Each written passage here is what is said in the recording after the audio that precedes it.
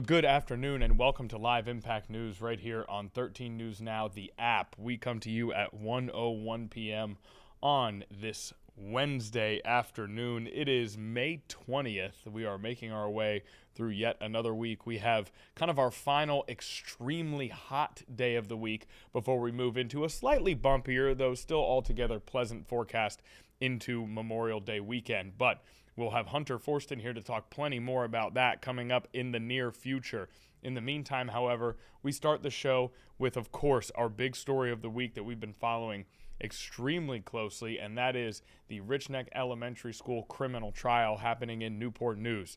Dr. Ebony Parker, a former assistant principal at that school, charged with 8 counts of child neglect. So far, we have heard opening statements, multiple witnesses on the stand, and we've heard a motion for a mistrial this morning, a motion that was denied by the judge this afternoon, or really even late in the morning. So now we bring on Madison Schlegel, who has been there reporting all week long, to give us a little bit more detail about what we've seen today. Madison, I want to start with that motion for mistrial. What all occurred? We spoke to you this morning as we were waiting for a declaration from the judge. That declaration came in the form of a denial. What details can you give us about how this all happened? Yeah, Connor, remember we told you that jurors had some questions about the case and about what they heard yesterday in testimony. Both juror 33 and 38 both had independent questions, and in answering some of those questions, both the prosecution and defense thought that maybe the jurors were talking amongst themselves and asking questions about the case, and the defense and prosecution also had questions on if the jurors were talking amongst themselves and asking questions, that there might just be an air of confusion to the evidence that has already been entered in. But again, the judge did recess, and about 10:30 this morning she came out and she said that that motion was denied for a mistrial on the basis that the jurors are the triers of fact here, so they're allowed to ask questions if they want. Again, those questions were asked via a piece of paper that were written down, not asked in front of the other jurors. But again, the judge says that since that jury is sat, since evidence has already been entered, and since today there was slated for new evidence to be entered, the judge ruled that this case should continue to move forward. So since we talked to you this morning, again, we know that this case is moving forward. They did enter a couple new pieces of evidence into the case today. 3 pieces of evidence, actually, about a Zoom interview that was between the HR director of Newport News Public Schools and Dr. Ebony Parker. Also, they wanted to rule in the Newport News Code of Conduct Handbook, as well as a bit of the emergency crisis management plan that the school has as well. So we did hear testimony from Dr. Nina Farish, who did take the stand today. She is the one that's the HR director for the Newport News Public Schools. So in her testimony, they did play that 15-minute clip, 15 to 16-minute clip of that roughly 30-minute Zoom interview.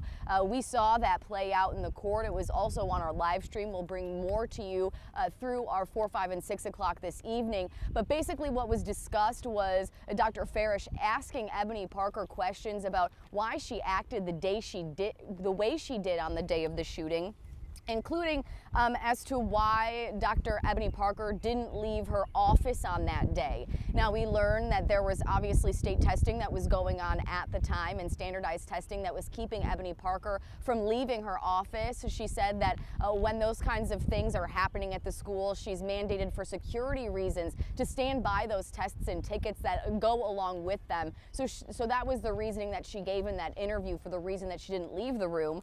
But also, in that video, we did see Ebony Parker get a little emotional in recounting what happened that day to Dr. Farish. There was a point in the video in which Ebony Parker did start breaking down in tears, saying that Abby Zwerner never raised her concerns for her safety, her own safety, but more or less just raised concerns about the defiance of the 6-year-old in the case, who eventually pulled out that gun and shot Zwerner. So Ebony Parker here said that she didn't feel like the concerns of Abby Zwerner really reached a level in which she needed to step in and do something about it. Again, those concerns from reading specialist Amy Kovac were also brought up to Ebony Parker. Those were the first instance that was brought to Ebony Parker was by Amy Kovac. Pardon me, we've got a lot of noises going on here, so work with me as we're trying to bring you this. But as that all unfolded, Dr. Ebony Parker did say that she was the one that instructed Amy Kovac to search that backpack. So she was given permission by Parker in order to do so. But when it comes to if or not they were going to search the boy themselves, that was then left up to Ebony Parker, and she said to hold off and to wait until that boy's mother came to pick that boy up at around 2 o'clock, and where Ebony Parker could have a conversation with that boy's mother. So again, we saw those firsthand accounts from Ebony Parker in that Zoom interview that was played by the defense today, and on top of that, they also shared from the finding of the special report from Dr. Farish about the conclusions of that report, the conclusion of which that did draw that Foster was never notified, and the root cause of this was because of lack of notification after multiple warnings, on top of the fact that principals and only security members were able to search the child under administration's warning. And she said that there was also a lack of education, not just with Parker, but as a whole for the staff, that there was a lack of communication about what should be done in these instances. So again, throwing a lot at you, a lot just got rolled out. That was just in witness number 8, Dr. Farish, and we pause for lunch now, and we're in a lunch break until 2 p.m. where the prosecution can then call their next witness up to the stand. So Connor, back to you. Okay, Madison, steady and informative through the chaos out there. We very much appreciate it. I want to go back very briefly to that motion for a mistrial that was denied. And we talked about how the jurors had questions and how ultimately the judge said it's okay for them to ask questions because they are in pursuit of fact. But I believe there was also a wrinkle where it was maybe the way in which those questions were discussed that could have caused a problem about exchanges between jurors before the entire case has been presented. Why is it so important for jurors to not be asking those questions to each other at this stage? Yeah, Connor, so the question that you're talking about came from juror number 33, if I'm not mistaken.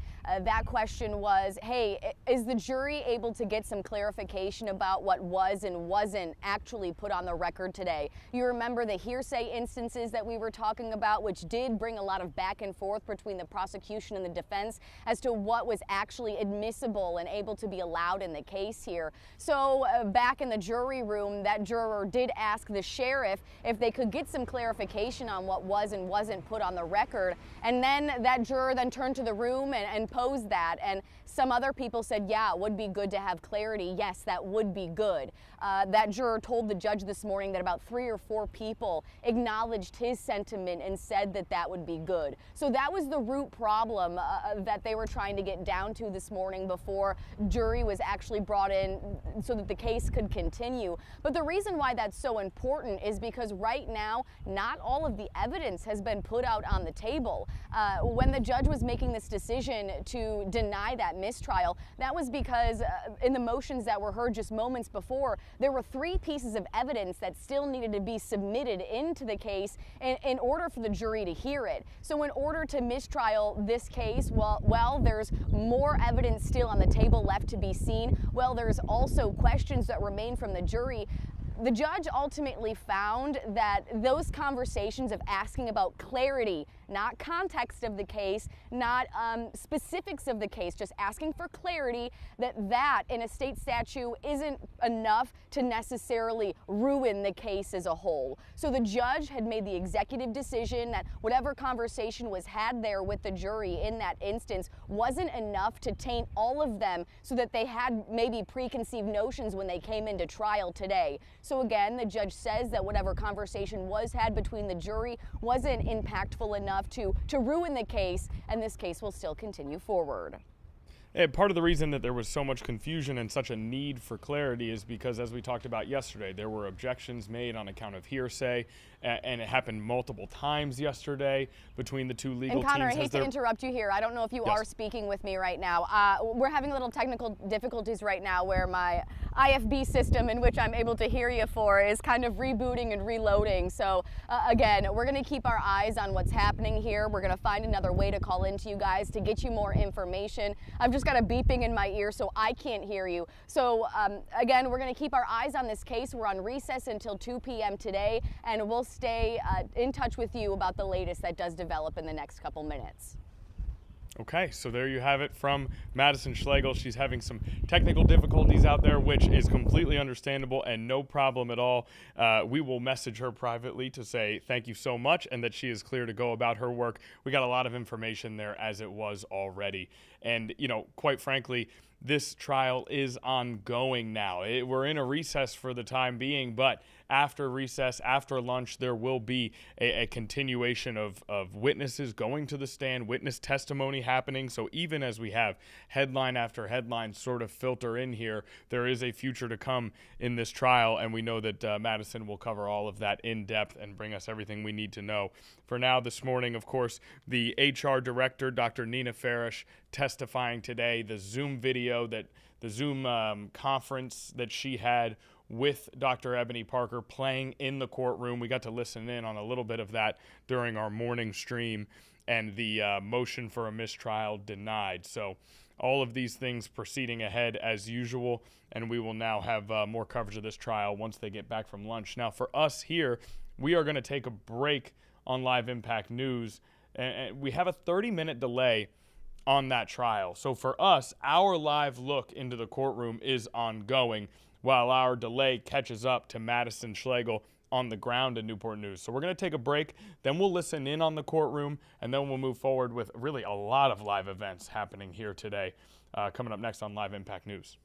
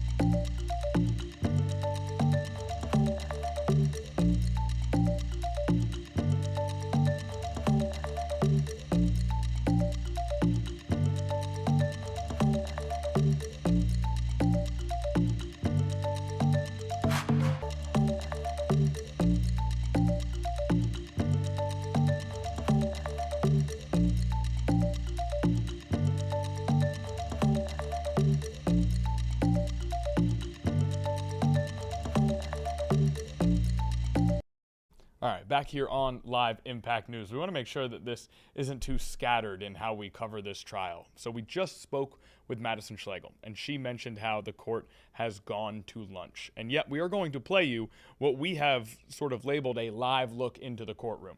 By court decree, by court rules, there's a 30-minute delay on all of this footage. So this is the livest footage that's available to stream, hence the live bug. But knowing that Madison just spoke to us from the ground saying they're in recess, we want to make sure we note that, yes, there is a delay. The court is in recess right now. This is the livest footage that we have.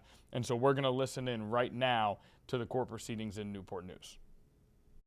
To respond to that quickly, I do think it's a misstatement. Can you rephrase? Okay. All right.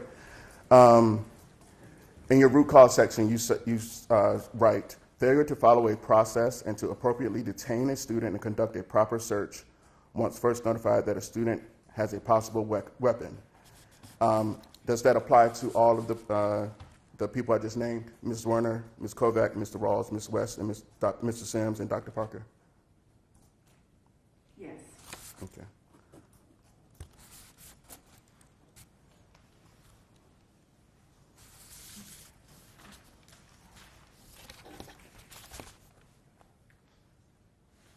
No further questions, Your Honor. I have a follow-up, Judge. Yes, sir.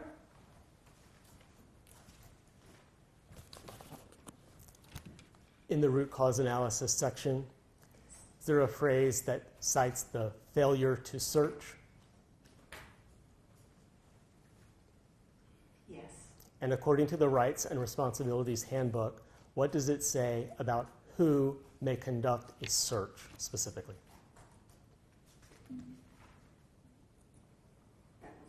That was the one. We took it away from you. Can I please retrieve Commonwealth's You may. the Rights and Responsibilities Handbook?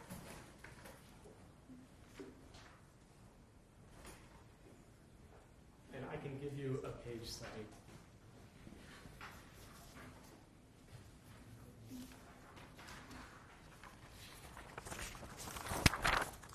I'll direct your attention in Commonwealth's 5 to page 28, the paragraph that begins principals and school security officers. Mm-hmm. Principals and school security officers, under the direction of a school administrator, may search students and student property. All right. So given the root cause analysis that involves the failure to search, who was authorized by the district's rights and responsibilities to search? The school, under the direction of the school administrator. Okay. And are teachers that work in a school considered school administrators? No. Are reading specialists that work at a school considered school administrators? No. All right, thank you. I don't have any further questions, please.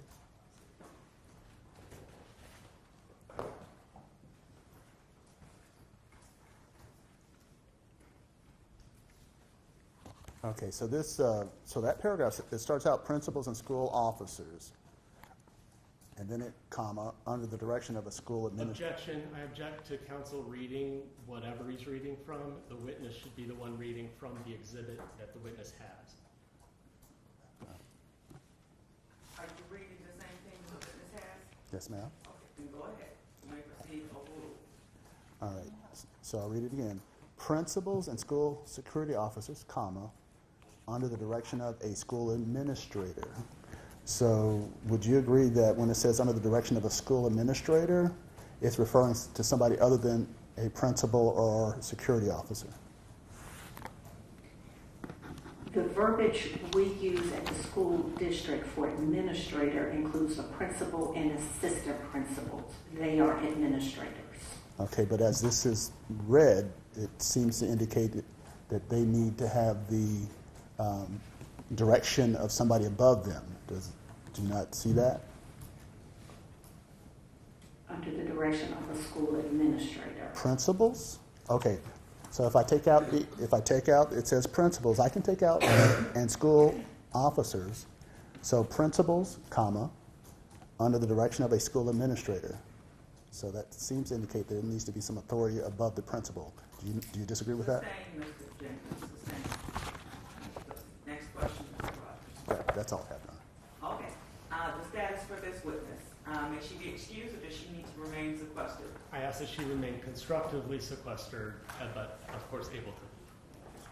Mr. Rogers? Yes, Your Honor. We concur. Okay, All right, so Dr. Fairley, that means you are still a witness for purposes of this trial.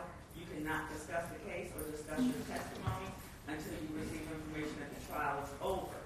But you do not have to remain in the building or the witness room. You can go about your day, be available by phone if we need to call you back for your testimony. Yes, ma'am. Okay, and you'll be informed when you receive frustration ends and when you're released from the witness obligation. Okay, thank you, ma'am, and why accept as you step in.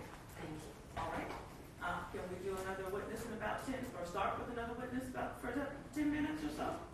I want to use up our time. Before we call another witness, I would need to step out, so. Okay, yes, Mr. Jenkins. If we're going to need to take a break here, it doesn't make sense to call another. The break will take 5 minutes, and then we'll only have 5 minutes of a witness before Okay, one so time. So it is 12:51. We will start our recess for lunch.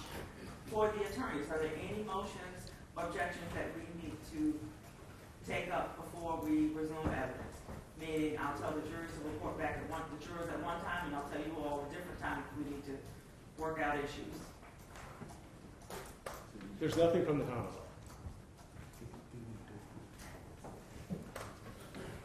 I think we're good.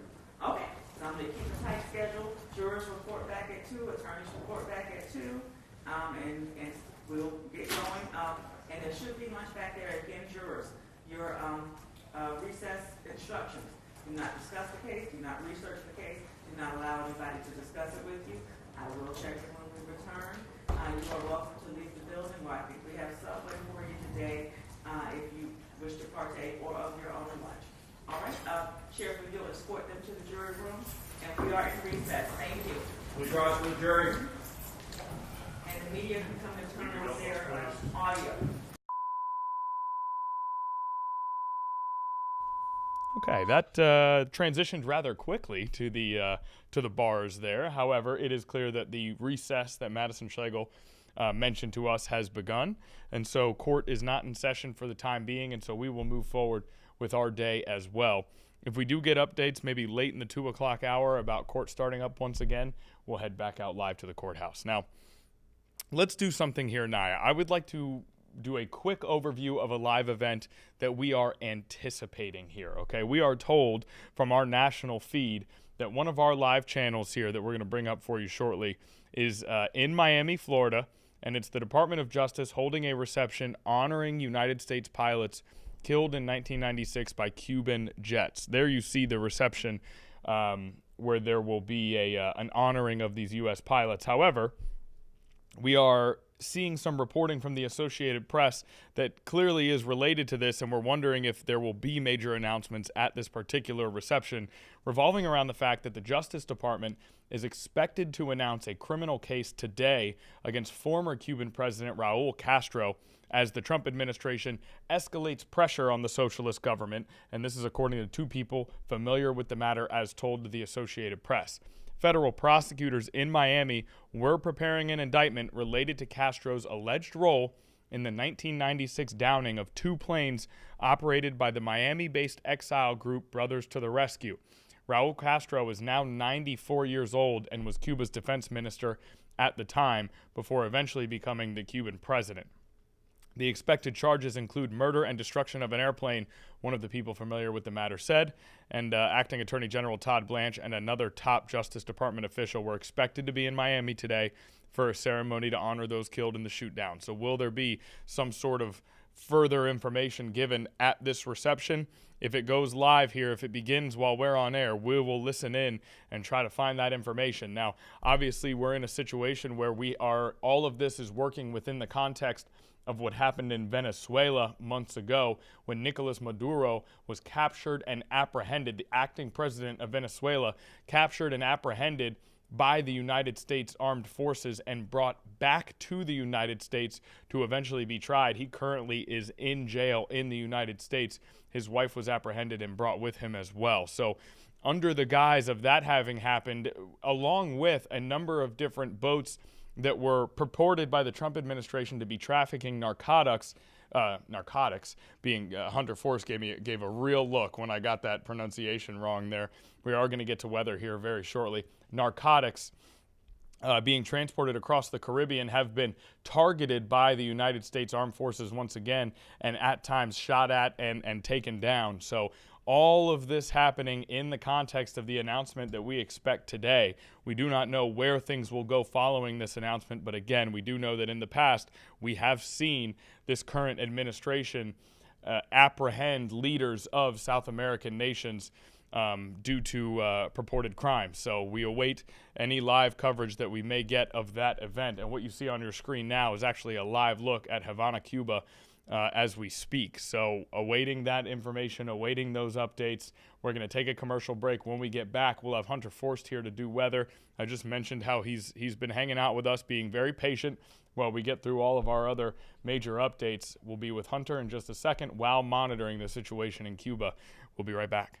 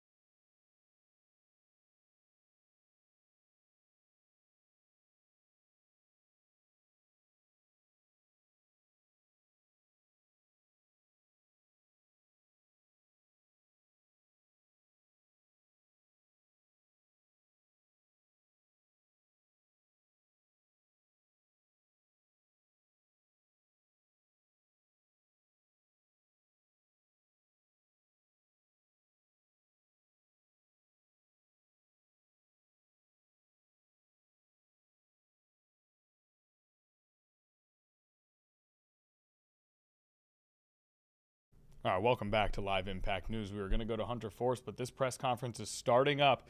The press conference we were talking about just before this, really a press conference, a purported ceremony to honor those who were impacted by that 1996 plane crash. So we are going to go live out to that right now.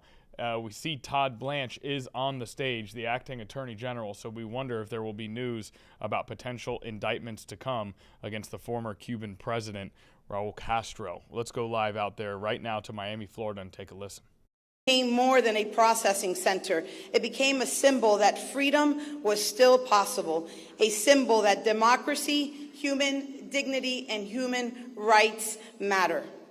Today, we remember the 4 brave men of the Brothers to the Rescue, whose lives were taken on February 24th, 1996. Not in war, but during a humanitarian mission rooted in compassion and in courage. Their sacrifice became a painful reminder to the world of the brutality of the Cuban regime and the high price so many have paid for speaking freely, defending democracy, and standing for human rights. We also recognize the countless victims who have suffered under the Cuban regime across generations, prisoners, families separated by exile, those silenced for dissonance, and all who have endured persecution, all in the pursuit of freedom and dignity. Their stories, our stories, are part of the larger story of Cuba, but also the part of the story of Miami and this Freedom Tower itself.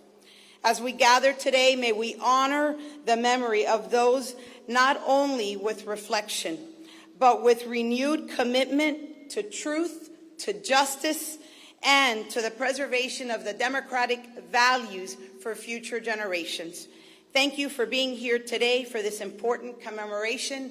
May God bless each of you, and may God bless the United States of America.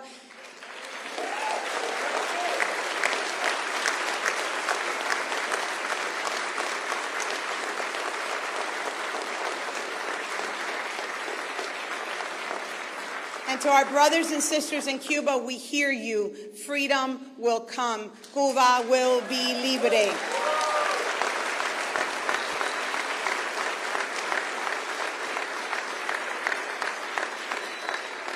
It is now my distinct honor, representing all of you, to introduce the United States Acting Attorney General Todd Blanche.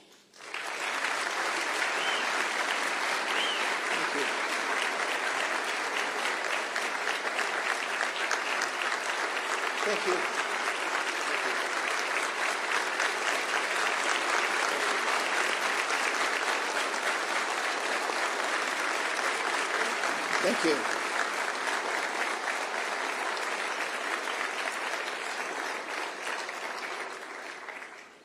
Thank you. Thank you very much. It's great to be here in the great state of Florida.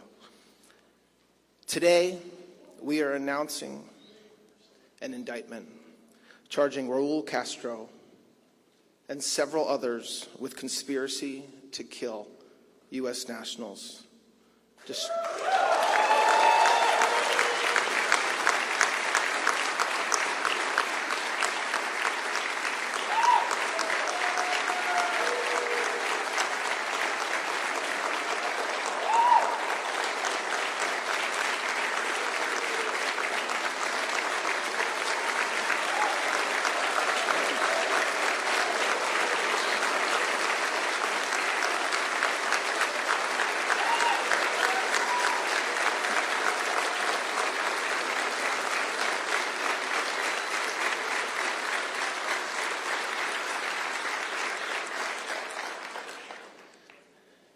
Mr. Castro and the others are charged with additional crimes as well, including destruction of aircraft and 4 individual counts of murder.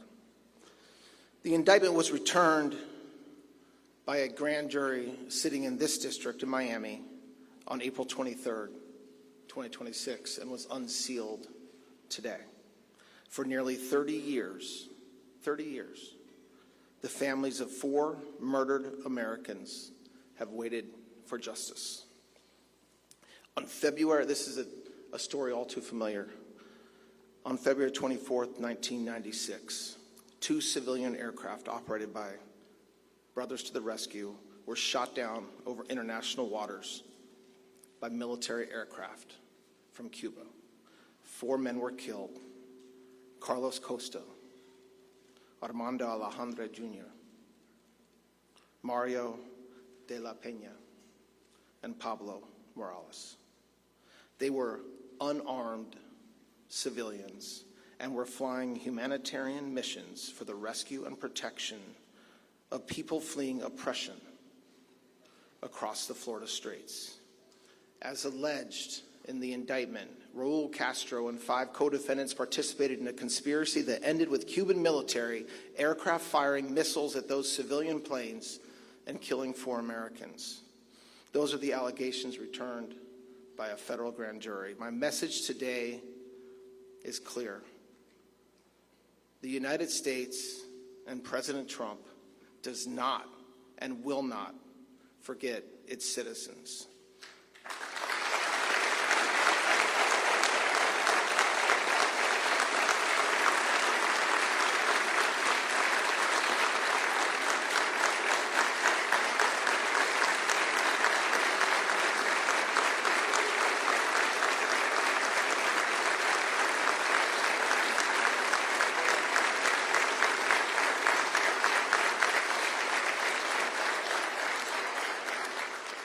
I want to say that we also do not forget the families, the loved ones, and the friends who have carried grief and heartache for 30 years.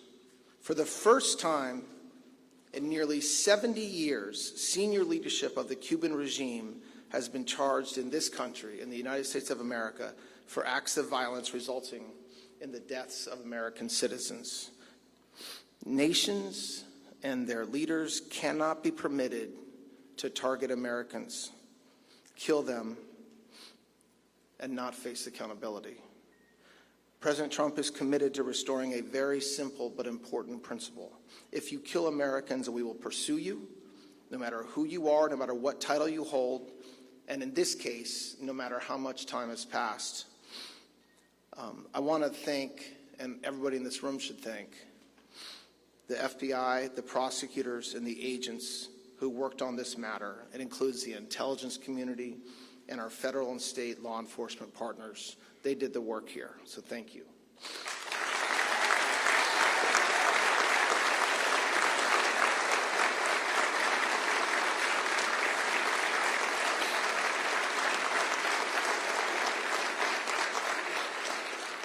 There's a reason why myself and the senator and other leadership are here and not in Washington, D.C. to announce this indictment. The community here, you all, understands the history of the Cuban regime better than anyone in America. Many families here know the cost of oppression. I've heard stories over the past week and past months, every one of them heartbreaking. They know that the pain caused by the regime did not stop at the island's shores. And today's indictment, while it does not bring back the murdered victims, it makes a statement. The United States government has not forgotten these innocent men who were shot out of the sky. And as in every criminal case, the defendants are presumed innocent until proven guilty by a jury of their peers. But today, the Department of Justice has taken an important step and brought this indictment. I'm proud to stand here on this podium with U.S. Attorney Jason Redding Quinones to my right, Chris Rea, Deputy Director of the FBI.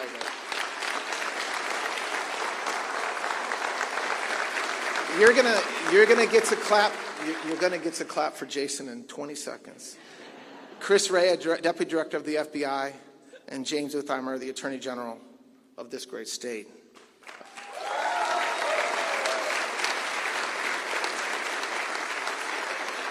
And your great U.S. Senator is here as well. She's very busy in D.C., but wouldn't miss this for the world. So thank you for being here, Senator Moody.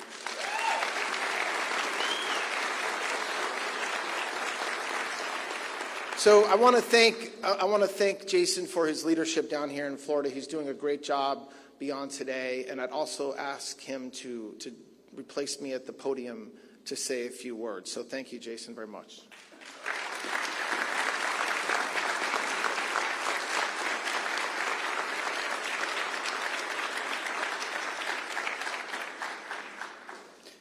Good afternoon, and thank you all for being here. It may sound a little repetitive, some of the things we're saying, but they're worthy of saying twice, 3 times, 100 times. So bear with us. For nearly 70 years, the communist Cuban regime has acted with impunity in its systematic repression of its people.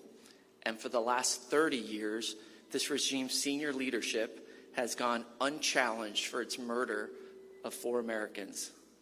Today, the United States announces a historic indictment charging Raul Castro and 5 co-defendants for their roles in the February 24th, 1996 shootdown of 2 brothers to the rescue.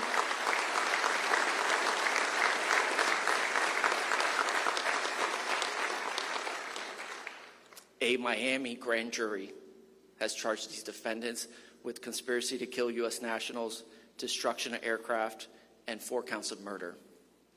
The victims were 4 unarmed civilian pilots engaged in humanitarian work: Carlos Costa, Armando Alejandre Jr., Mario de la Peña, and Pablo Morales.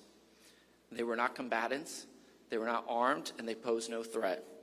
According to the indictment, Raul Castro then Minister of the Cuban Revolutionary Armed Forces, authorized and oversaw a military chain of command that ended with Cuban fighter jets firing air-to-air missiles at civilian aircraft over international waters. Those missiles destroyed the planes without warning and killed all aboard. For 30 years, the families have waited. The Miami community has waited, and our country has waited. Today is a step towards accountability. This is the first time in almost 70 years that a senior leadership of the Cuban regime has been charged in the United States for acts of violence resulting in the death of Americans. The passage of time does not erase murder. It does not diminish the value of those lives, and it does not weaken our commitment to the rule of law. Standing here in the Freedom Tower gives this moment added meaning. This is the Ellis Island for Cuban refugees. It was the main processing center for countless exiles who fled communist Cuba with the hopes of reaching the American dream. My own mother spent her first night in the United States in this very building. After fleeing brutal communist Cuba, like so many families in Miami, mine understands what it means to arrive here with little more than hope and a chance to rebuild under the protection of American law. That history reminds me of the duty we carry, a duty to seek justice for victims, a duty to stand with families who have carried this pain for decades, and a duty to make it clear that those who kill Americans cannot simply wait out American justice.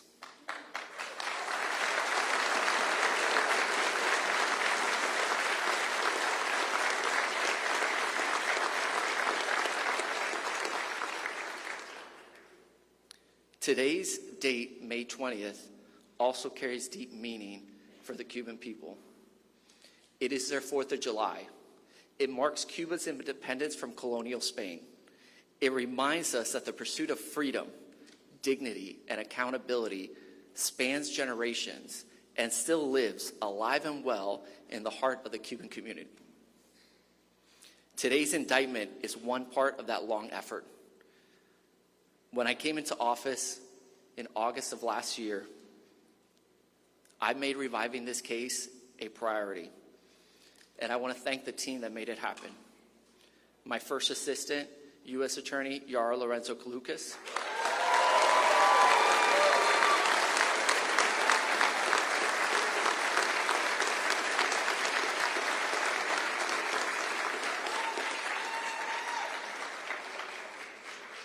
And my assistant United States Attorneys, Abby Waxman and Mike Guilfard.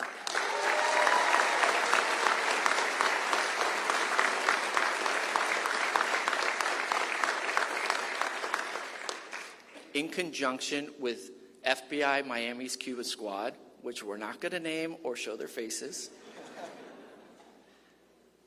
for their commitment and drive to seeing this case through.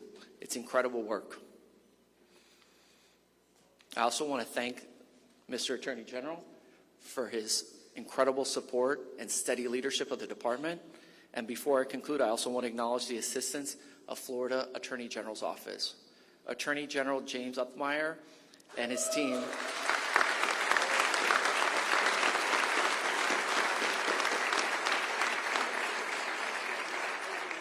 have been strong partners in this effort. Their support reflects the best of federal and state law enforcement working together in service of justice. With that, I turn the podium over to FBI's Deputy Director, Chris Rea. Thank you.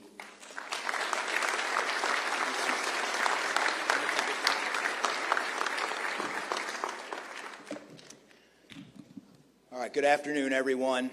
Before I begin, I specifically want to thank the Attorney General and, of course, the U.S. Attorney here for allowing me to speak to you all today. And I also want to thank you all for giving me the opportunity to showcase the small part that the FBI played. As was stated, today marks a significant moment in a long, long journey for justice. A journey that began 30 years ago with an unprovoked attack on American lives. 4 humanitarians were on a noble mission to help those fleeing oppression. Instead, their lives were violently taken in a reckless act by the Cuban regime. The FBI, the Department of Justice, and countless others never forgot them, and we never stopped hunting for the truth. Today's announcement shows that if it's 5 months, 5 years, 5 decades, we will keep pursuing you, and we'll keep pursuing anyone who intends to harm our citizens, and they will face American justice. I'd like to thank our dedicated special agents, our dedicated prosecutors, our dedicated intelligence analysts, and our dedicated professional staff, as well as our counterintelligence program, for never giving up.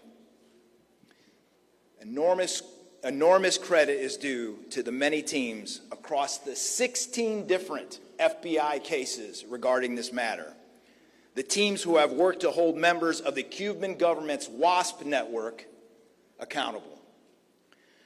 Our people have systematically and relentlessly searched for evidence, conducted countless interviews, and pieced together critical intelligence for nearly 3 decades. They turned dead ends into fresh leads.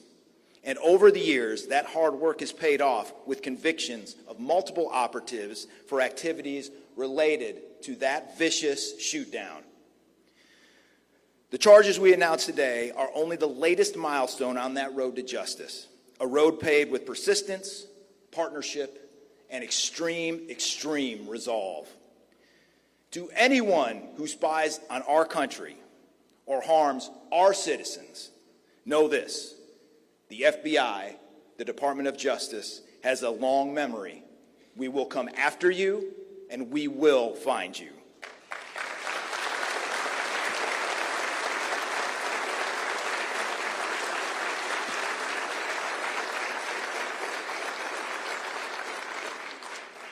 As I close, I'd like to close with a personal anecdote, as this is deeply personal to me. You see, I was a former member of the United States Coast Guard right here in Miami Beach in Key West, Florida in the 1990s. I conducted numerous humanitarian missions with my fellow Coast Guardsmen, rescuing Cuban citizens who were just trying to find a better life. I also was fortunate enough to act as security during remembrance ceremonies held at the 12 nautical mile limit just outside of Cuban territorial waters. I served on Coast Guard cutters that provided the security to the friends and family who were just trying to remember their lost loved ones. So for me, today brings everything full circle. So in that vein, we dedicate all 3 decades of casework to the memories of the loved ones lost that day. To the victims' families and friends, we stand with you as we hold those responsibilities to account. Now, I'm going to turn it over to the U.S. Senator of this great state, Senator Moody. Thank you.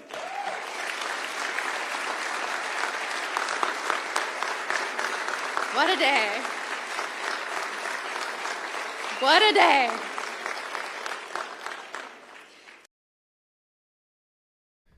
Okay, what a day indeed, as we have an announcement coming out of that press conference that we kind of warned everybody may be coming. The indictment charging Raul Castro, former president of Cuba, and several others with conspiracy to kill U.S. nationals. And this goes back to a plane crash that happened in 1996, at which time Raul Castro actually held a different position in the Cuban government.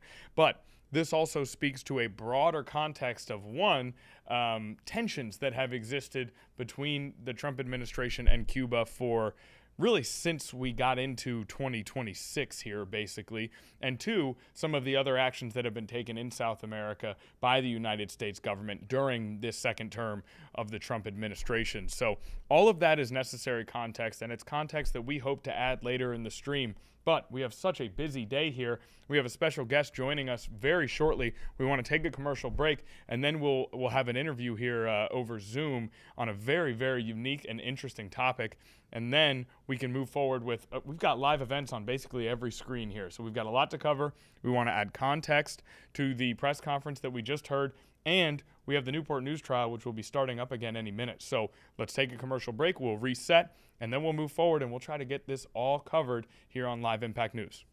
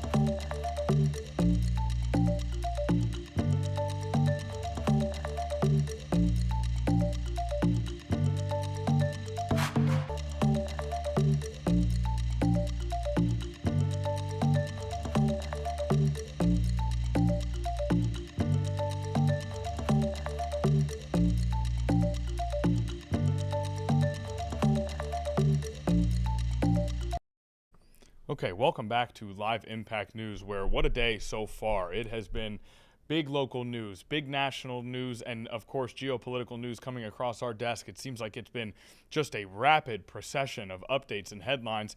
Now we get to slow down a little bit and bring a special guest on, but a special guest who's here to talk about a very interesting topic that really touches on a number of points of interest here, especially to the veteran community that we have in Hampton Roads. This is Matthew Wiz Buckley, who is joining us. He's the founder of the No Fallen Heroes Foundation. It's a nonprofit dedicated to helping veterans heal through psychedelic therapies. He's also a decorated Navy fighter pilot. So we want to welcome Matthew Wiz Buckley to the show. You know, first of all, Mr. Buckley, my name is Connor. Thank you for joining us. We really appreciate it. And then can I call you Wiz?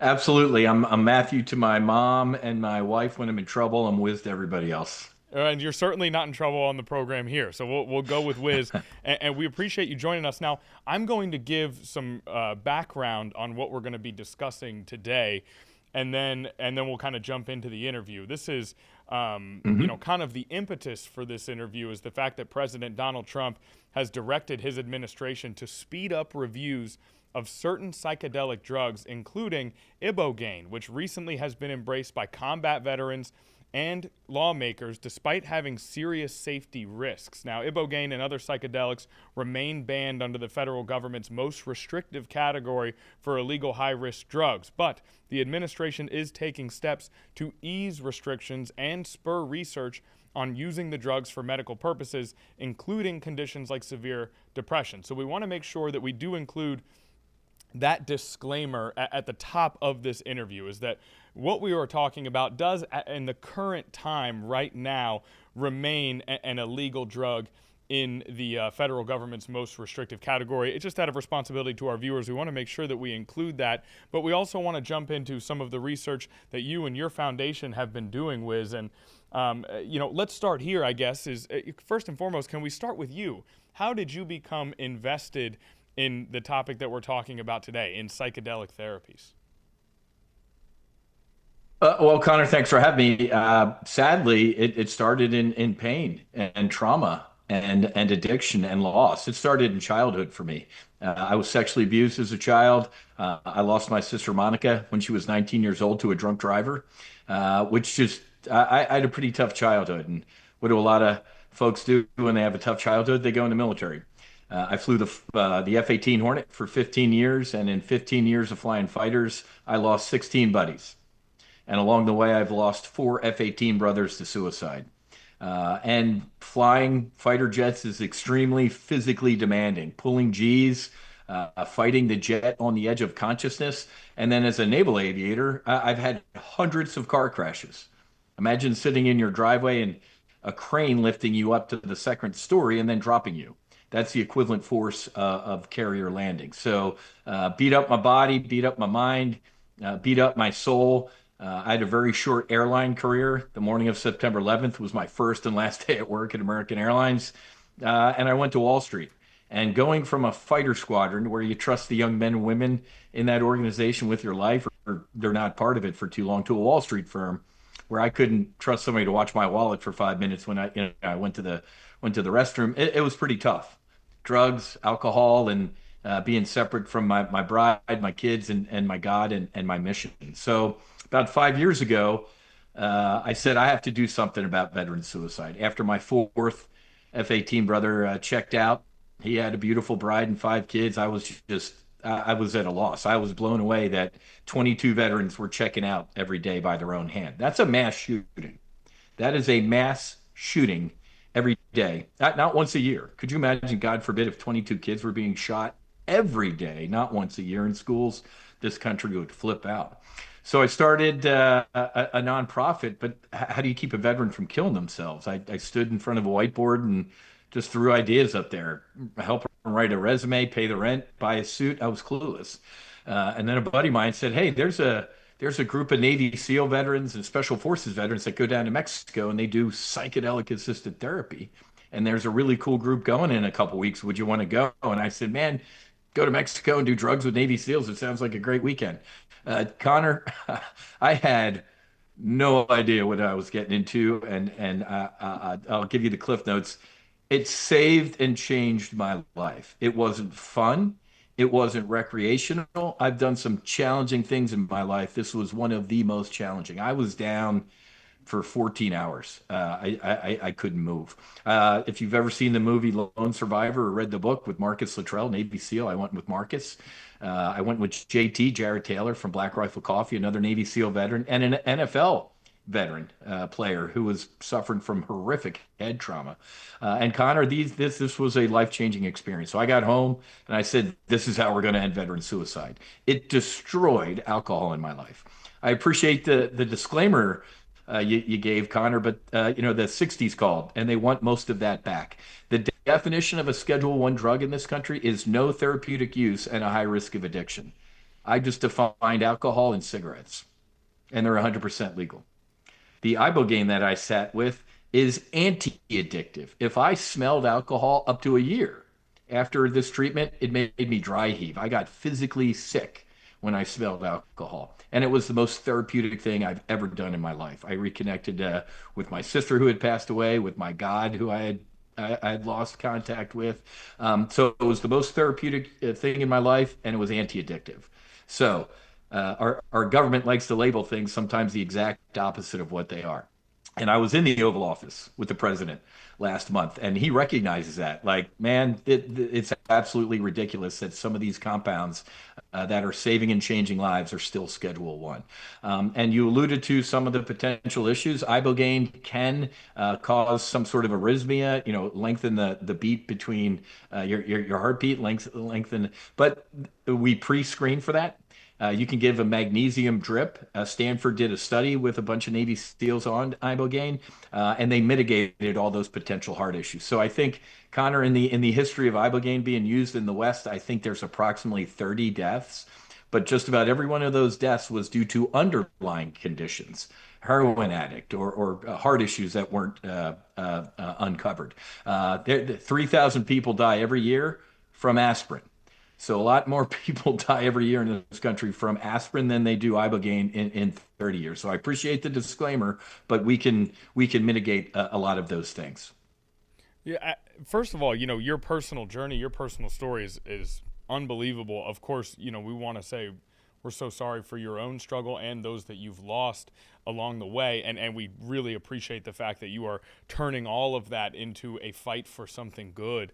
I want to start with the prevalence of PTSD in the veteran community, as well as depression and addiction. Why is PTSD something that is so difficult to diagnose, difficult to treat, difficult to get our arms around as a society, to the point where you had to go on this very long journey just to try and find solutions? What is it about this problem that has made it so confounding to try and solve?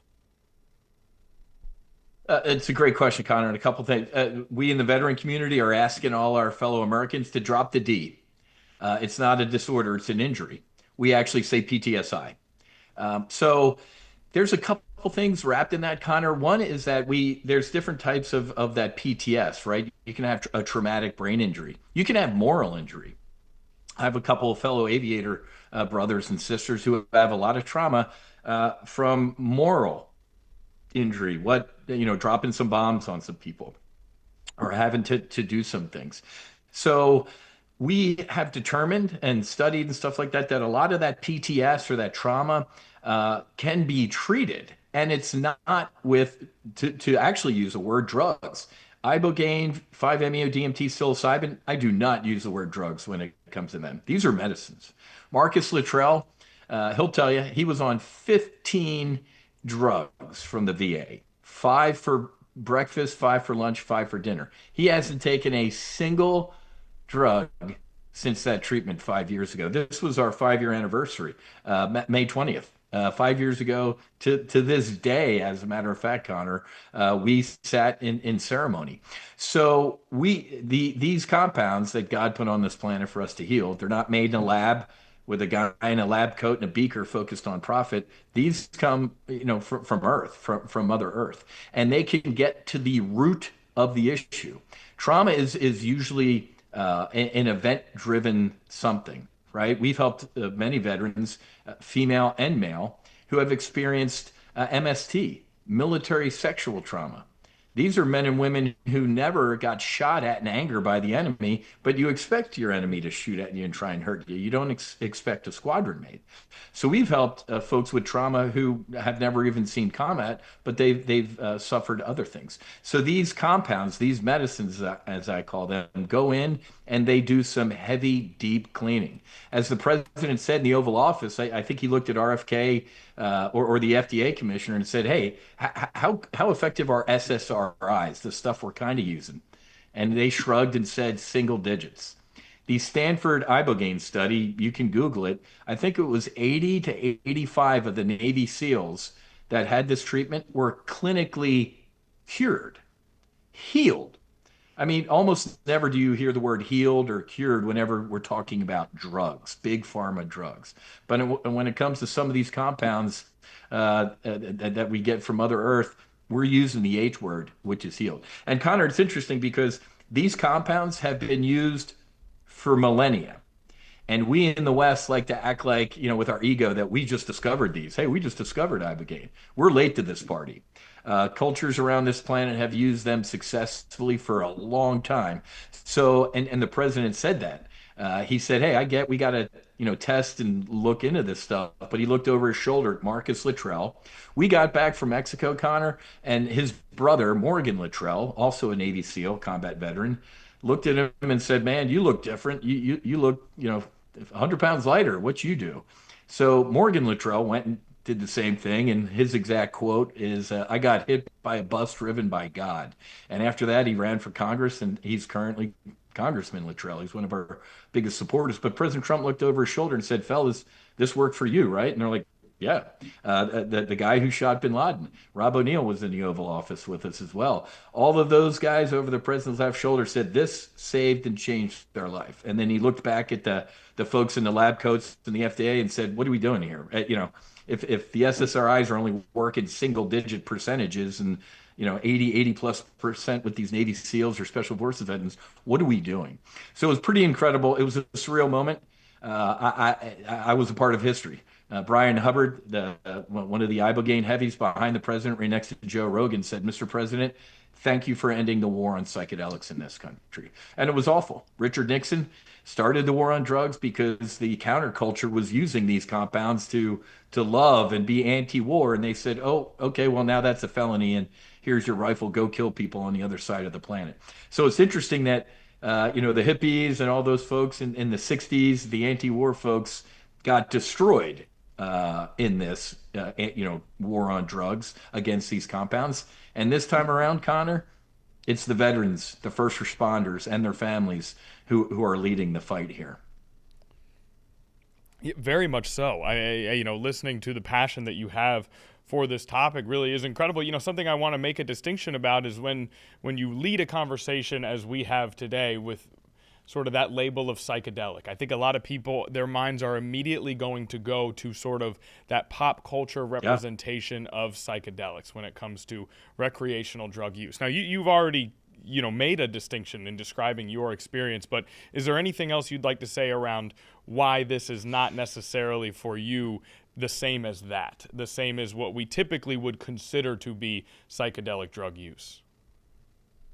So Connor, a couple of things when we talk about using these compounds, you have to be very intentional. Set and setting, right? What's your mindset? And then where are you doing this? So we treat these as a combat mission. You have several briefs before you go sit in ceremony. You get a 50-page manual to read, to get up to speed. You come armed with 5 intentions for the medicine, 5 questions. 5% is the actual retreat. 95%, Connor, is what you do with it when you get home. You're going to get a clean piece of paper, but if you go home to the people and the things, the activities that made you sick, you're going to be in a dogfight. So we have follow-up calls. We have integration. So we take this deadly seriously. This is not, these aren't your parents' psychedelics, so to speak. These are intentional use in a clinical setting, half clinical and half spiritual. And Connor, I've been in this space for over 5 years. It still makes my skin crawl to hear the word psychedelics. So they're actually changing some of the language around it. Neuroplastogen. I know that's a mouthful, but psychedelics is kind of a mouthful too. Mark, there was a Navy SEAL we helped years ago, and he was a breacher. At the door, just concussive explosions, setting the charges. And he showed us his brain scans from the VA, and they were dark and gray and, awful brain scans. 3 months after sitting with Ibogaine once, his brain scans were completely clear. So the neuroplasticity of these compounds, the folks in the lab coats are still scratching their head going, we don't get how this works, but that's pretty incredible. Let me give you an example. They discovered penicillin in the 20s, I believe, and it saved the lives of millions of GIs potentially and people around the world in World War II. They didn't find out how penicillin did that until the 60s. So I think we're here with these compounds as well. I know, Dr. Deborah Mash, I know a lot of folks in Stanford who are doing this work, and they kind of scratch their head. You're like, whiz, man, we're still trying to figure out the exact how, but it is doing this. So I'm with you. The word psychedelics, gives me a little pause too, and I've seen the results of this. But the times they are a-changing. It's funny because I'll talk to, when I walk the halls at Capitol Hill talking to these people, even the most law and order, anti-drug Republican, if I get them for 5 to 10 minutes and I give them the executive summary, they're in. They completely change their minds. So this is, whether it's, I saw a headline like a year or two ago. It said like AOC and Dan Crenshaw. And I didn't want to read the rest of the headline. I was like, what, they got into a fist fight? AOC and Dan Crenshaw agree on psychedelic assisted therapy for veterans. So it's extremely rare to see both sides of an aisle say, yes, we need this and we need to move forward with it. But I'm going to be honest with you, man. And I'll keep the name out of it, but I was talking to a congressman behind closed doors, and he said, Wiz, I love what you're doing. And I was like, awesome. He said, well, you're going to have a problem with the big pharma and the alcohol and tobacco folks. And I was a little stunned. I was like, isn't that your job? What do you mean I'm going to have a problem? So the swamp is thick. I know we've at No Fallen Heroes Foundation to date, we've saved hundreds. I think we might be even close to 300 at this point. Not a single suicide, not a single adverse event, not a single, I can't even, I search for the bad in the hundreds that we've helped, and I can't find anything. We have had people go home to people or things that made them sick and be in a little bit of a dogfight, but they pulled out of it. So, Connor, there's something here, and the president firing that executive order is the first step. That's the end of the beginning. There's so much work to do. Being finally recognized, it's been a tough 5 years, man. I'll be honest with you. Walking the halls of Congress, and but people are starting to realize that, as you led with, a Schedule I drug is technically alcohol and tobacco, and it's not these things. These things are not recreational. And let me be clear: these are not for everybody at all. There are so many different healing modalities: yoga, breathwork, meditation, walking on the beach, climbing a mountain in Tibet. There are so many potential ways for people to heal. I like to say, or I don't like to say, but I will say, radical trauma might need radical healing. And these compounds, these sacred medicines to many cultures, are definitely radical healing. Yeah, and you talk about AOC and Dan Crenshaw and some of the legislation that has been introduced over the course of the last half decade, and even 2021, when some of this was kind of coming about, it was not looked at with much seriousness, and it has only grown since then in terms of its viability, as, like you said, for its genuine healing capabilities here. So let's continue to interrogate this a little bit. You talk about it's not for everyone, and you also mention how going into these processes, you a combat mission, and that you come armed, and that you are very intentional. Do you have any concerns as this becomes more normalized and perhaps more readily available, as some of these things sometimes do, that it could become a problem for people who are not prepared for that, either not prepared or not in need of that intensive an experience, and how this could impact them? Is that a concern, and how do you kind of tackle that? Great question. Let me split this up. Like I said, this is not recreational. This is not fun. You're not taking ibogaine and going out to a club. You're taking ibogaine and you're not going anywhere for a weekend. So there's about a 0% chance of anybody wanting to do what I did for fun or not needed. It is an incredibly challenging process. The NFL player Robert Gallery, he was down for a day and a half.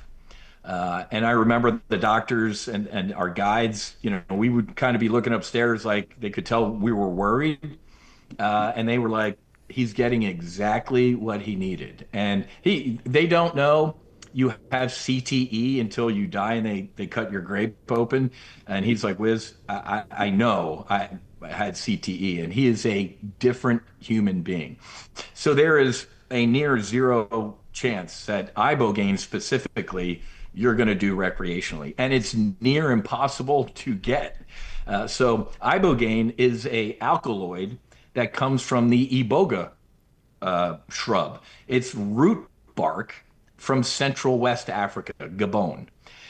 So it's got about 10, 11 alkaloids in it, and then the West, we isolate one of those alkaloids called ibogaine, and you take that directly.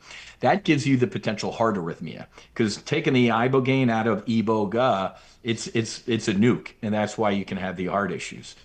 You can actually sit with iboga, the actual root bark, in ceremony, and it doesn't give you those heart issues. I went to Costa Rica and did an iboga ceremony. Very long answer to your short question. near zero chance that any of this stuff is going to be one. You can't do it recreationally. So that's the high hurdle when it comes to ibogaine. Now, psilocybin, and I hate using this term, magic mushrooms, but that's what the public, identifies those as. Same thing. A heroic dose of psilocybin is a 4 to 6 hour extremely challenging experience. So, I've had people say, "Oh, I tried mushrooms once and it was awful." I'm like, "Let me guess. You went to a bar or a concert and it was a nightmare." "Oh yeah, how'd you know?" Well, it's almost like these compounds are telling you not to use them in certain ways. So it actually, I like the fact that there is a little bit of a barrier or a hurdle. Most people who try these things recreationally, it doesn't turn out well for them. And that's the warning. That's not the medicine's fault. That's the person's fault. So in the veteran space and the first responder and the families we help, we go out of our way to stress all of these things. I don't know too many people, maybe in this space, in the veteran and first responder space, there's no potential threats to that. To the regular Americans, my fellow Americans who are listening to this type of brief, I hope I've made that point. These are not recreational. This is not fun. And Connor, you can be one and done. Most of the folks we've helped with ibogaine, one and done, and they're like, "Man, I never want to do that again." I think Rob O'Neill, the Osama bin Laden alleged shooter who was in the Oval Office, he's done ibogaine 3 times. It took him 3 rounds because he kept relapsing a little bit with the alcohol, I believe. But he's like, I needed 3 times. And I think that was spread out over about 3 years. So this isn't something you do every weekend or once a month, or it's not even once every couple of years. It's you can be one and done. And I'd say anecdotally about 90% of the vets, first responders, and family members we've helped have been one and done. And the only folks who have gone back for maybe is to do a little bit more digging. There is a little bit more trauma, because once you do it, Connor, once you kind of see past the wall and you get on the other side, you're like, okay, I get it. Now I'm not that scared, or now I know how to navigate this a little bit. To use a Top Gun analogy, it's Maverick and Goose. The first time you sit with the medicine, you're kind of sitting in the back seat. And then the next time you go, you can do a little bit more flying, if you even need to go again. So there's not too much risk on the recreational side of ibogaine or iboga, particularly. A little bit of potential, recreational risk with mushrooms, but most of the people I've talked to that have done that have regretted it, and that's the medicine say, don't do this recreationally. Yeah, you certainly caught me off guard when you mentioned Robert Gallery there. I want to say former number 2 overall pick in the NFL draft, one of the more promising offensive line prospects, of the 21st century here. So that definitely... He was All-American, All-American at Iowa. He was a Hawkeye, and he just got inducted, I think, a year or 2 ago into the College Football Hall of Fame. Played for the Raiders. And it's interesting, Connor, because I sat in the car with him. We flew into San Diego. Why? Because if you do this in San Diego, you're a felon. If you do it an hour south at a clinic in Mexico, it'll save and change your life. So in a little convoy, I sat next to Robert. I didn't know who he was at all. I just met these guys, earlier that morning. And Connor, I was sitting next to a 6'7", 350-pound dead iceberg. And he told me, 6 months, a year later, he's like, "Wiz, if that didn't work, I was going back to Lake Tahoe, and that was it. I was done." He is a completely different human being. He started his own nonprofit to get ibogaine to his NFL brothers who are suffering from head trauma. It's insane. I saw him a year later at a fundraiser. I didn't even recognize him. I was walking right past him. This big guy threw me an elbow. I'm like, "Oh my God, what's going on here?" And it was him. I didn't even see him, recognize him, because it was that much of a difference. So the fact that I went with Marcus and JT and a civilian, an NFL player with head trauma, should tell that God made all of we call it, instead of the Incredibles, the Disney movie, we called ourselves the Unusuals. Our little group we called the Unusuals. It was a perfect group because we all went out and kind of spread the word in different paths. It was pretty incredible.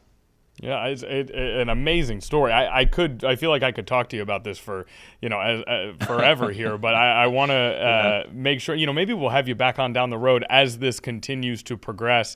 Let's end it there with the one final question of what's next? What should everyone be looking out for next as we've had this huge step from the federal government here? What's to come here in the short-term future? So a couple of things. Let me give a shameless plug, not so shameless, too. A year ago, Connor, I had lost my faith for decades, and it hit me last year kind of sitting here meditating, and it came to me as a little Irish Catholic kid from South Jersey and the body and blood of Christ type of thing. I'm like, these were sacraments. So a year ago, I started Sacred Warrior Fellowship. I protected the First Amendment and religious freedom for 15 years. Now I'm going to exercise it. So we started our own entheogenic church, and we use these compounds in sacred ceremony down here in South Florida. So you don't have to go to Mexico. We do use psilocybin as our sacrament, not ibogaine, because of all the issues we talked about, the heart issues and stuff like that. So that's what was next for me is, trust me, I never, 5 years ago, if you told me, hey man, you'd start a church, I would have laughed at me and taken my lunch money. But I'm a little concerned, Connor, that we jumped into the psychedelic deep end with the president, targeting ibogaine, and we did fly over psilocybin or 5-MeO-DMT and other compounds that don't have the heart issues or the medical stuff. So I'm happy that I was in the Oval Office behind a president who said the word ibogaine and ended the war on psychedelics, but I'm a little leery that we went full ibogaine and didn't stop at some psilocybin. There are publicly traded companies that are making these compounds. The stocks are doing incredibly well. Not that that's what I'm focused on, but we're maturing and it's happening quickly. I just want to make sure it's done with intention. And we also put the ladder down and pay it back to the Bawiti in Gabon and these other cultures that have been using these compounds. Not going to use the word cultural appropriation, but these compounds they didn't come from America, and we probably need to thank the folks. And we do that when we do an ibogaine retreat or psilocybin. We send money back to Gabon to nonprofits who are making the iboga plants and stuff like that to kind of to be good shepherds of these compounds. But I'm extremely happy, man. There's no way. I just realized it's May 20th. And I have a calendar reminder that says rebirth. So as soon as I get done talking to you, I'm texting Marcus and all those guys and saying happy rebirth day. And that's exactly what we call it. I was born again, Connor, and I thank God every day. I've reached the point in my life where I can tell you this. I'm grateful for my suffering because it brought me talking to you today and this incredible mission. So I appreciate it, man. We appreciate it as well. It's been great to have you on, and it's something that you are obviously very passionate about, and the help that it could provide for others, the help that it's provided for you. So we look forward to seeing how this new investment goes in research, and again, hopefully we'll get to talk to you once more on the show here as things progress with this new initiative from the federal government. So thank you very much, Wiz Buckley. We greatly appreciate all of your time, and we'll see you down the road. Thanks, Connor. God bless. We'll see you. All right, so really a unique opportunity for us here on Live Impact News to have Wiz on. Again, a decorated Navy fighter pilot and the founder of the No Fallen Heroes Foundation, a nonprofit. Now, we want to make sure, once again, that we do state, as we have these discussions and as there has been a renewed investment of both resources and attention on certain psychedelic drugs, including ibogaine, which has been embraced by some in the combat veteran community. We want to make sure that we continue to state that, number one, as of the current time frame, ibogaine and other psychedelics do remain banned under the federal government's most restrictive category for illegal high-risk drugs. We want to make sure that we include that even as we explore these new initiatives. And we also want to make sure that we state here for any of our viewers, if you are thinking about taking any steps with your health, make sure that you consult your doctor or a medical professional. If there is anything that you are considering doing, once again, for your own health, make sure that you consult with a doctor or medical professional.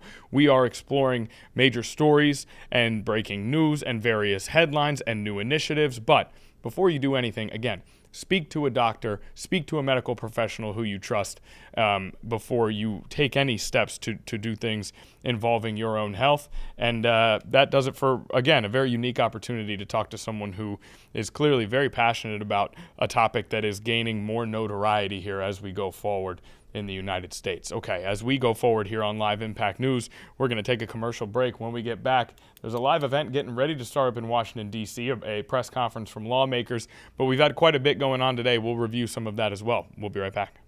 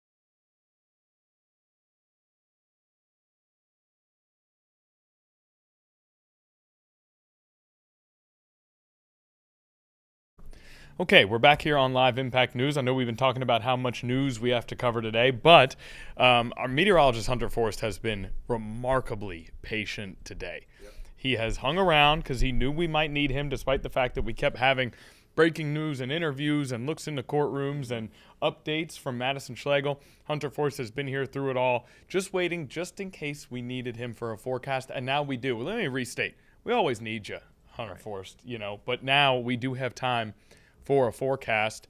And what was the headline today, Naya? Cold, frigid cold? Frigid cold, yeah. Just freezing. No, it's burning up outside.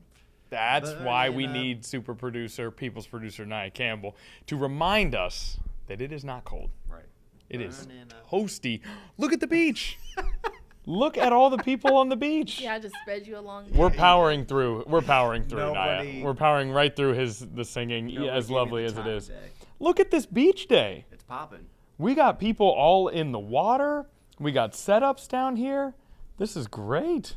This is a real full beach day. I'm absolutely thrilled. I'm thrilled. And there's a nice breeze. I did notice that there was a nice breeze. And you've talked a lot about a morning walk, a night walk. Last night I did want to go for a walk, and I stepped out and I was worried that it was going to be really hot. But there was the most pleasant breeze in Virginia Beach that made it just lovely. It was not overbearing at all. Mm-hmm. Did you get ice cream? I did not get ice cream. I definitely should have. That's okay. I did hear someone today call a brain freeze an ice cream headache. Okay. Is that something?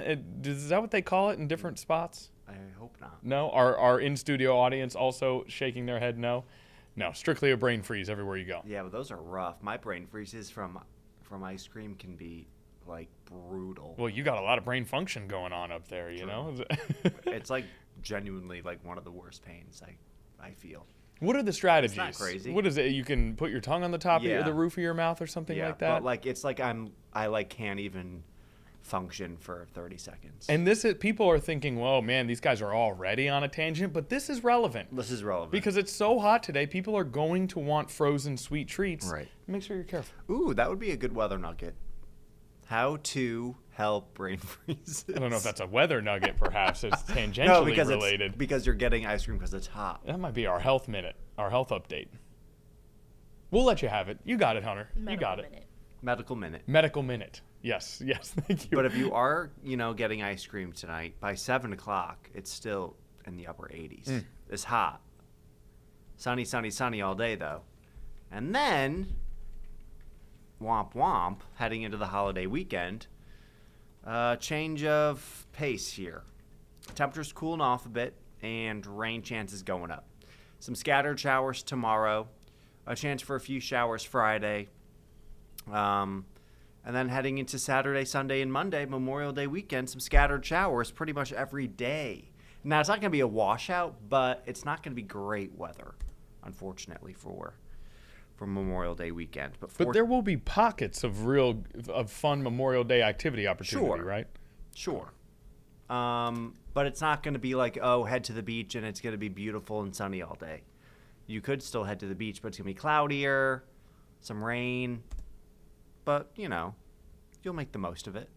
Heading into this evening, staying dry, sunny, upper 80s, eventually getting into the mid-70s later tonight. It'll be mild heading into Thursday morning, already in the upper 70s by 9 o'clock in the morning. The afternoon should be a bit cooler than today in the upper 80s, but then we'll see some showers, maybe a few downpours in the afternoon, a few showers and maybe a thunderstorm or two heading into Thursday evening and Thursday night. And then some showers waking up Friday morning. But Friday's looking to be just more cloudy than rainy. But there's a chance you could see a few showers or sprinkles. And then Friday night, it's chilly, upper 50s to right around 60 degrees, cloudier skies. And then heading into Saturday morning, another cloudy start to the day, with the chance for some scattered showers. In terms of rainfall over the next couple of days, could pick up, 1 inch to 2 inches plus in a few spots, which would be great. We are still under pretty much a severe drought across much of Hampton Road. So this is very much welcomed, but it's just unfortunately happening during the holiday weekend. So we're 0-4-1, right, with holiday weekends this summer. Is this like the first holiday weekend? Yeah, this is like the official start. Well, I know that summer. some here at the studio do count Winefest as a holiday weekend, and we did have lovely weather for Winefest. That's true. So maybe 1 for 2. Sure. And was St. Patty's Day weekend nice? That's March. Still counts. It's still I'm a talking holiday about- weekend in I'm 2026. I'm talking about summer holiday Are you talking about weekends. summer holidays only? Okay, I missed Correct. that. I'm sorry. I missed that. Okay, you know what? Continue. Why am I? You're How was cooking. Christmas? You're absolutely cooking over there. I don't know why I interrupted you. Do your thing. We're 0 for 1. 0 for 1. And it's not just us. Look at D.C. 57 and rainy on Saturday. So could be worse. Could be worse. Ooh, chilly. Richmond 64 Saturday, 72 on Sunday with some rain. Charlottesville upper 50s on Saturday, 68 on Sunday. Mid 70s in the Outer Banks, but again, some rain showers. But you know what? At least it's in the mid 70s with some rain and not 57 like DC. So at least you have that. You could be comfortable under a tent, you know, if it's raining. Mm-hmm. But today, it's looking hot. Mid 90s, mostly sunny. Overnight, AC still cranking, at least for me. If it's 70 degrees at night, my AC is cranking. No windows are open. That's too hot. 66 in Franklin tonight, 69 in Norfolk, 67 in Cape Charles, 70 in Pocosin, 68 in Newport News, 68 in Hertford, 70 in Kill Devil Hills. Another look at tomorrow, mid to lower 80s. Again, a chance for some scattered showers and thunderstorms in the afternoon. But overall, it'll be a nice start to the day tomorrow. And then those rain chances start to increase. And then scattered showers pretty much every day starting tomorrow. Every day. Now, I want to dig into Saturday and Sunday, okay? Uh-huh. And now, in terms of if I'm making Memorial Day plans, I got giggles from the other two of our trio here. What's going on? What did I miss? Did I cut you off? No. Okay. All right, good. No, if we are diving into, if I'm making plans on Saturday and I see that word scattered there, right? Should I carry on with my plans knowing that there might be a break for rain? Is this something where everyone should pull back? I would say,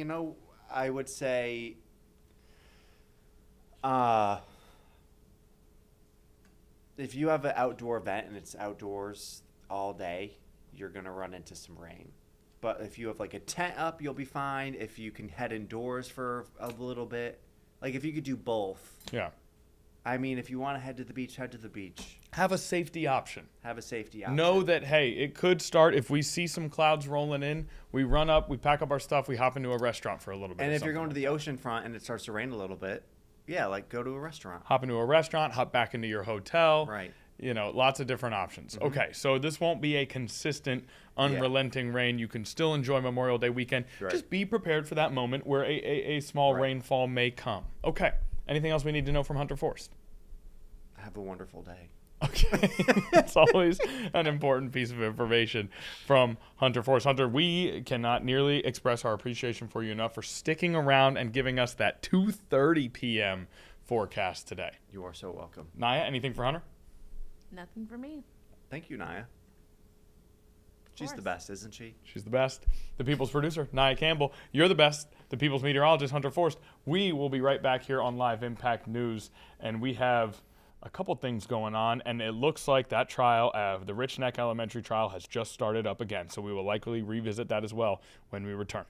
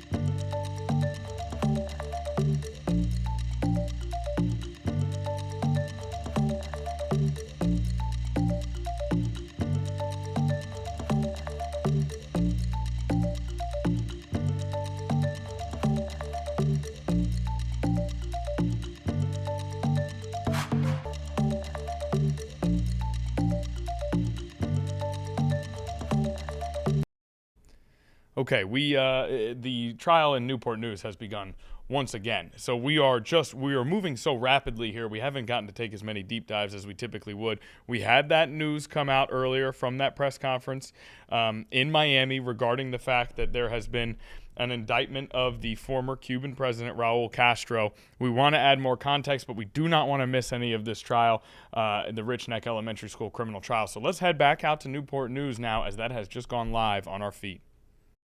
Yes. When you arrived there, I want you to describe what you saw occurring without telling me what anyone was saying. Okay. Well, getting there was a task, because once you get to Jefferson, going down Richneck, it was kind of like cordoned off by the cops and a lot of people trying to go there. So we had to go to the adjacent road, which is Monroe. And we had to come down Monroe, and when we got to Monroe, we had to stop because there's a lot of cars. So I parked my car in somebody's house, and he said we could park there, and I got out my car, and I parked my car, and I went down the road, and there's a church that's on the right-hand side, and that's where everything was cordoned off by the cops, and that's where all of the confusion was going on, because nobody knew what was going on. So did you go to that church area where people were gathering with the police? In the middle of the street. Okay. And did you immediately see MJ there? No. Okay. From the time you arrive, and I know I'm asking you to estimate, but can you give us an estimate? Are you able to give us an estimate of how long it was from the time you arrived at Richneck to the time you saw your son?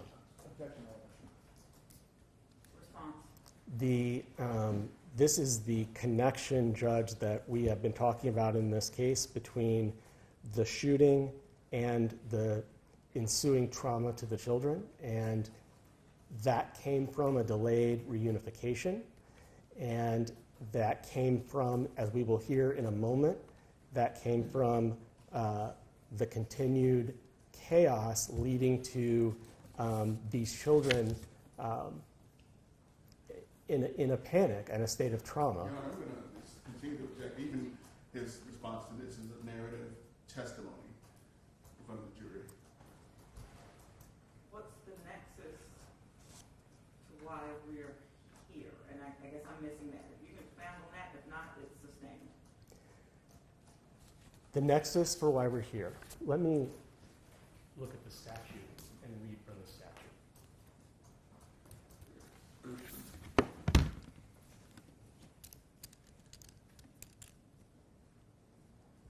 18.2.371.1.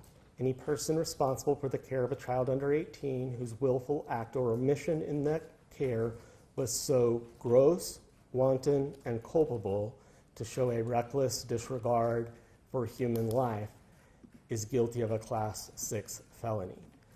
As to how the shooting, Judge, the shooting occurred, and everything that has happened to these children is a follow-on from the shooting that establishes it is gross, wanton, and culpable behavior of Dr. Parker. It was the willful omission that caused these children to be separated from their parents in a state of chaos. I sustain the objection. Next question,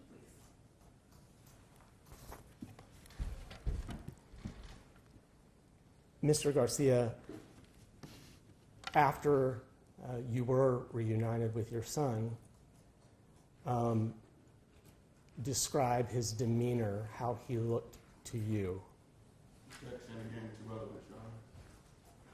He can describe that out loud. Overruled. You may answer the question, sir. Do you need him to repeat it? Okay. My son looked confused. He was very scared and very shocked that all of this took place in his school, in which he loved. All right. And are there any ways that you've noticed as a parent that your son is different was different after the shooting versus before the shooting? Yes. Describe what you noticed. Objection to relevance. And objection to relevance. Okay, and I didn't hear of the leading and relevance. He can describe what he observed when he sees his son. Go ahead, overrule. So, my son, he's in therapy. He has to go to therapy now. He's still scared of the dark areas in which they have to be pushed in their safe room. He's not comfortable in certain situations like he used to be, like being talkative and things of that nature. Objection, Your Honor. If I can just throw questions out on this. Yes, sir. Even regarding the statute, the things the Commonwealth has approved, this is the things that he's testifying to is not a material fact that has to be proven or established to prove that Dr. Parker is guilty of this crime. He's testifying as to things that occurred afterwards, but nothing regarding Dr. Parker's conduct or lack of conduct. So it's not relevant. Response? Child abuse and neglect requires a showing that the abuse is so gross, wanton, and culpable that it showed a disregard for human life. The effects of the abuse are what he is testifying to. That is what is gross, wanton, and culpable. And we're there. This is as far as I'm going with this. But the fact that the child is different after than before is relevant to whether the choices Dr. Parker made were gross, or the omissions were gross, wanton, and culpable, because this is the after effect to the children.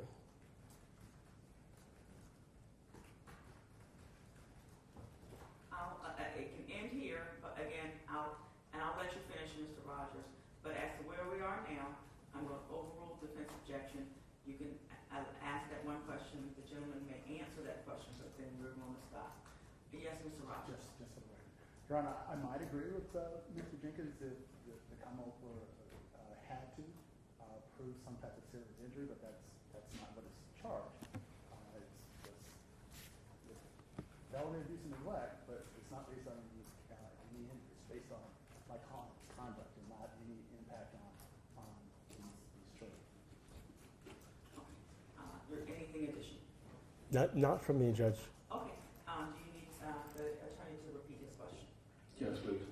Okay. How was your child different after the shooting versus before? Yes. Describe how he was different after. Would you like me to describe before? If So you have to answer the question Yeah. that he asked. Okay. Yeah. So after, again, my son, he doesn't like sleeping in the dark because of being in that safe room for however long they were in that safe room, being confined to an area, having, I don't know how much light it was, but he's scared of the dark, having added more light and going to therapy. Okay. And were any of those things present prior to the shooting? No. All right, thank you. I don't have any further questions for you.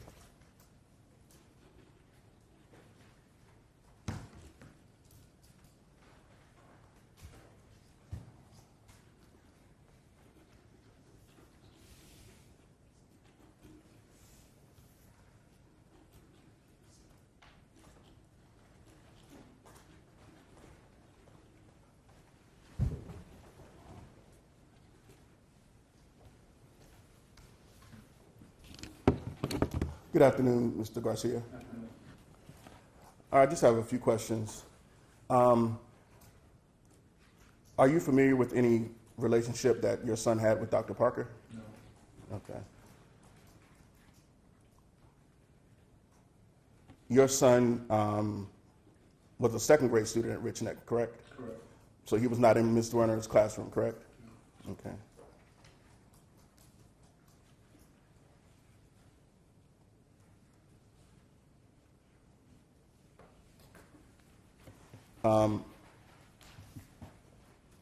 You mentioned something about a safe room.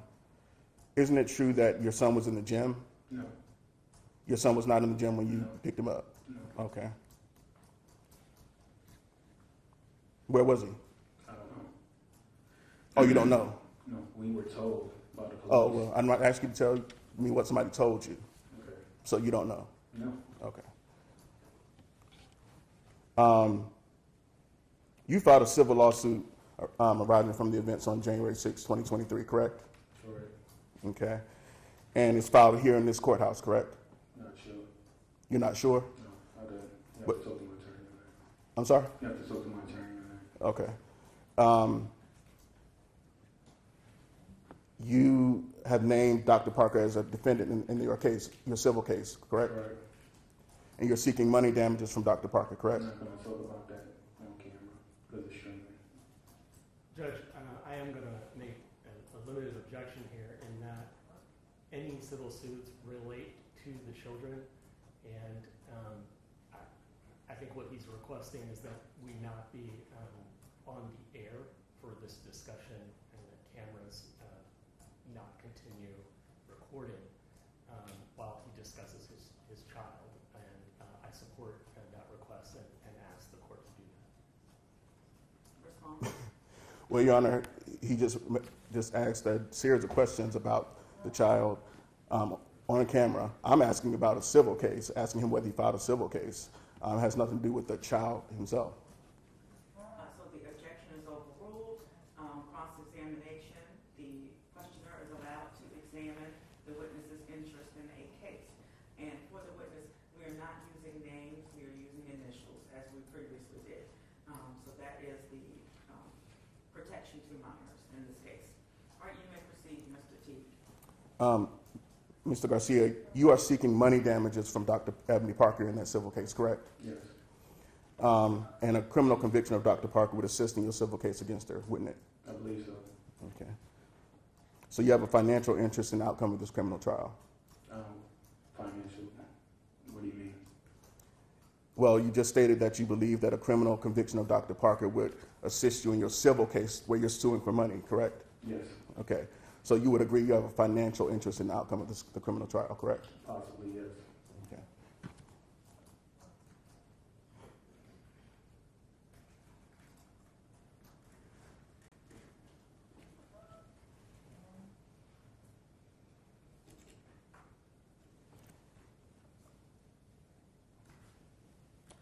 When did the school first contact you about the shooting? January 16th.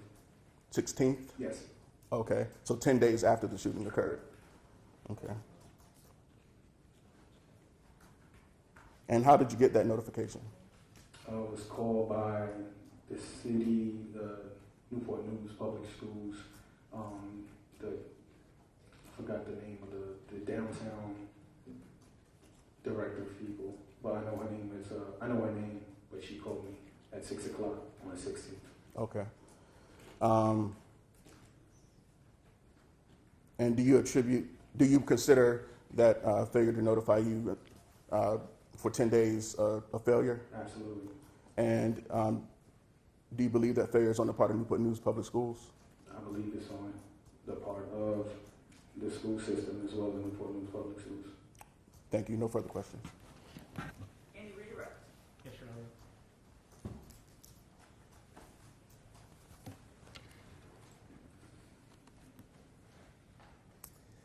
You've indicated on cross-examination that your son, MJ, was not in Ms. Werner's classroom. What was his homeroom? His homeroom was Mrs. McArthur's class. And did he have occasion to interact with other students from other classes? They're in the same hallway. Now, in the immediate aftermath of this, when you picked him up, did he tell you anything about contact he had had with another student? Objection, relevance, and hearsay. Okay, and I was going to ask you, are you asking him to give the statement or just to? I am going to attempt to establish possibly an excited utterance. Okay, all right, so there's an objection. Yes. What's your response? What is the legal basis for the objection? I missed it. If you can repeat, Mr. T. Relevance and hearsay. Okay. So it would be hearsay unless the court finds that the excited utterance exception applies. I'll need to lay a foundation for that. Okay. So if you could lay a foundation, and to the witness, sir,